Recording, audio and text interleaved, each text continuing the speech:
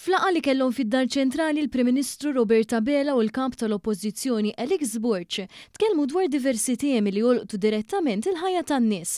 Il-Prim Ministru tkellem fost l-oħrajn dwar il-budget għas-sena d-dieħla fejn l-Oppożizzjoni u l-Gvern għandhom jibatu messaġġ ċar ta' għaqda għall-aħjar taċ-ċittadin.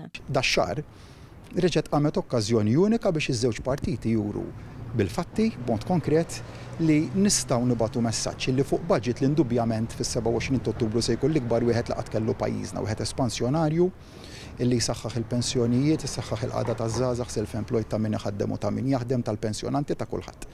Fil-waqt li nistgħu ma naqblux dwar id-dettall u jkollna kull opportunità fil-Parlament li nispjegaw fejn ma naqblux fid-dettall, imma mbagħad meta niġu għad-deċiżjoni dwar jekk dan il-budget għandniex nadottaw ħalli fl-ewwel ta' Jannar il-poplu jkun jista' jgawdi l-benefiċċji sħaħ minnu, nemmen li l-partiti politiċi hemmhekk għandhom isibu l-konverġenza u allura issa qiegħda f'ħoġol l-oppożizzjoni jekk dik l-istedina tilqaħ jew lew jien nemmen li tista' tibgħat hemmhekk messaġġ pożittiv li jekk verament hemm fil-kwalità tal-ħajja tan-nies u t-titjib tagħha għandha tibgħat dak il-messaġġ bil-vot tagħha.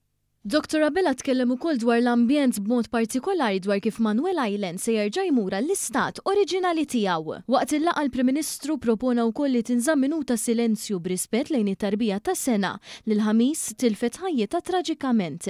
Waqt it-taħdidiet li saru l-Prim Ministru aċċetta wkoll il-proposta tal-kap tal-Oppożizzjoni biex jieħu sehem f'dibattitu miegħu wara li jiġi ppreżentat il-budget fis-27 ta' dan ix-xahar. Din il-laqgħa ta' korteżija li komplit fil-magħluq issegwi dik li saret fit-12 ta' Settembru li għadda, meta l-kap tal-Oppożizzjoni kien intlaqa fiċ-Ċentru Nazzjonali Laburista wara l-ħatra tiegħu mill-Prim Ministru. Preżenti għal din il-laqgħa fisem il-Partit Laburista kien hemm ukoll id-Deputat Prim Ministru Ian Borċ, id-Deputat mexxej għall-affarijiet tal-Partit Laburista Alex Agius Saliba, il-President tal-Partit Laburista Alex Ċiberras u l-Kap Eżekuttiv tal-Partit Laburista Leonid Mackay.